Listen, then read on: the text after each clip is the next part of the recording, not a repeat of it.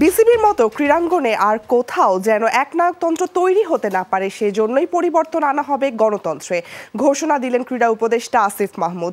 বলছেন দূর করা হবে দুর্নীতি আর সে লক্ষ্যে পরিবর্তনের পথ খোঁজা হচ্ছে বিসিবিতে। এই নিয়ে খুব শীঘ্রই সুখবর আসবে বলেও জানিয়েছেন আসিফ মাহমুদ। 100% কপার কন্ডেন্সারে তৈরি ভিশন ফ্রিজ, তাই গুণে মানে অটুট থাকে বছরের পর বছর।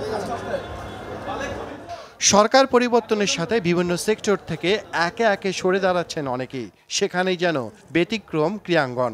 নিজ থেকে পদত্যাগ তো দূরে থাক, বরং ভিন্ন পথে থেকে যাওয়ার কৌশল খুঁজছেন অনেকেই।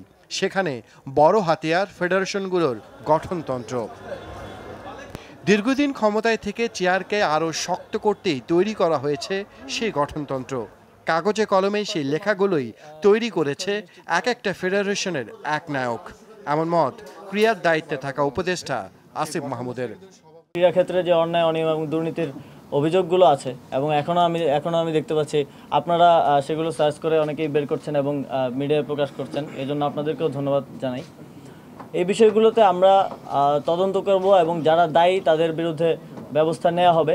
যে গঠনতন্ত্র আছে আমাদের প্রত্যেকটি ফেডারেশনের, সেই গঠনতন্ত্রগুলোও যাতে ডেমোক্রেটিক হয় এবং সেখানেও যাতে একনায়কতন্ত্র চর্চা করার সুযোগ না থাকে, সেভাবে সেগুলোকেও পুনর্গঠন করার আমাদের পরিকল্পনা আছে।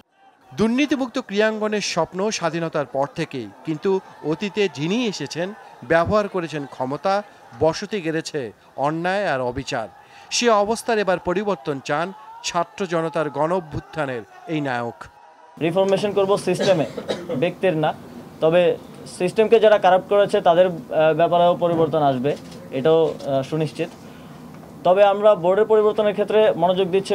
বোর্ডের যেই কনস্টিটিউশন আছে, যারা নতুন দায়িত্বে আসবে কিংবা পাবে তাদেরকে সেই কনস্টিটিউশনে সেটাকে আরও ডেমোক্রেটিক করে গড়ে তুলতে হবে এবং পাশাপাশি যে অনিয়ম দুর্নীতিগুলো এতদিন হয়েছে সেগুলোও প্রকাশ করতে হবে। সেই লক্ষ্যে কদিন ধরে আলোচনায় বিসিবির পরিবর্তন, কিন্তু সেই পরিবর্তন আসবে কোন পথে? বর্তমান বোর্ড বিলুপ্ত করে অন্তর্বর্তী কমিটি করার গুঞ্জন আছে, কিন্তু সেজন্য তো পদত্যাগ করতে হবে নাজমুল হাসান পাপনদের। তার নিশ্চয়তা এখনো আনুষ্ঠানিকভাবে না পেলেও দ্রুতই সুখবরের কথা জানালেন ক্রীড়া উপদেষ্টা।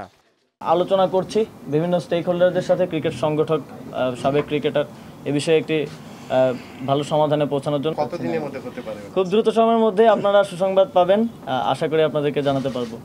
সাবেক ক্রিকেটার, সংগঠক এবং তরুণ কিছু মুখ নিয়েই দ্রুতই পুনর্গঠন হতে পারে বিসিবি, যেখানে বেশ কয়েকজনের নাম আলোচনায় থাকলেও সভাপতি হওয়ার দৌড়ে এগিয়ে আছেন সাবেক প্রধান নির্বাচক ফারুক আহমেদ। তাহমিদ, যমুনা স্পোর্টস, ঢাকা।